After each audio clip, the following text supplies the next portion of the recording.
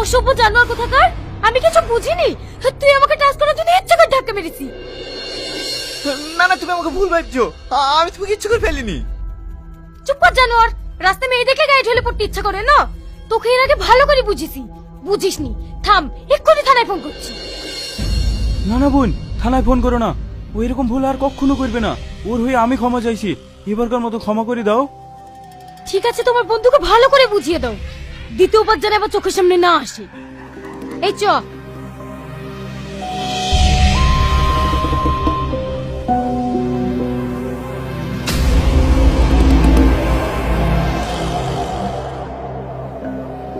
দেখ ভাই, ভালোই ভালো বলছি, তুই এই মেয়েটাকে ছেড়ে দে, পরে কিন্তু বিপদে পড়বি। না ভাই, ওকে আমি খুব ভালোবাসি, ওকে ছাড়া আমি বাঁচবো না। দেখ ছুড়া, ও ছাড়া পৃথিবীতে অন্য কোনো মেয়ে নাই, সব সময় ওর পিছনে পড়ে থাকিস। দেখ ভাই, আমার অন্য কোনো মেয়ের দিকে তাকাতে ইচ্ছাই করে না, ওকে আমার খুব ভালো লাগে। তাহলে আমি আবার কি বলবো? যেদিন বেকায়দা পড়বি সেদিন ঠিক বুঝতে পারবি। চ।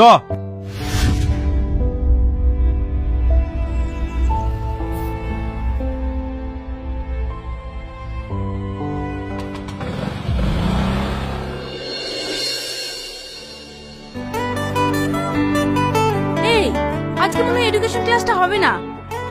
হবে কি করে? রহমান স্যারই তো আসেনি।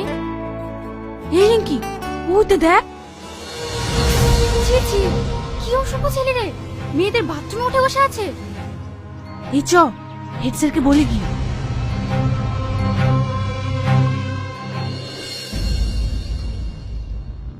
কোথায় সে জানোয়ারটা? কোথায়? ওই দেখেন স্যার। অসভ্য ছেলে, নাম বলছি, তারপর তো মজা দেখাচ্ছি।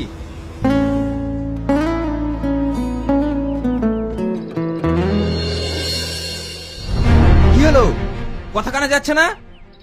স্যার, আপনার কথা তো শুনছে না, লোকাতে গুতি মারবো। মার।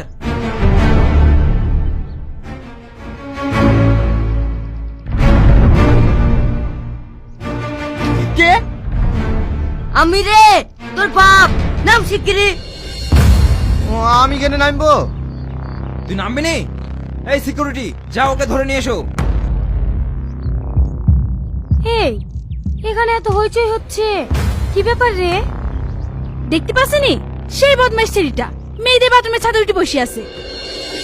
কি জানো ছেলে রে, দেখি তো গা ঘিন ঘিন করছে। এখানে থাকতে হবে না, আই।